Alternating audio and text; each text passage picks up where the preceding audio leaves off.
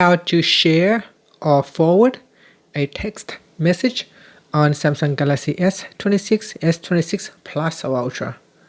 Now from the home screen, open up the text messages app, then open up a text conversation. In here, go to the message that you want to forward, so touch and hold on the text message. Next, we go to the top and tap on the More button. Then you can choose to share or forward the text message. So if you tap on forward, then you can select a phone number that you want to forward to and then tap on next. And that's it. Tap on send. And that's how you can forward a text.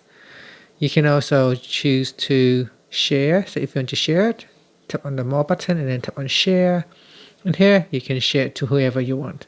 And that's it. Thank you for watching this video. If you find it helpful, please like and subscribe to my channel for more videos.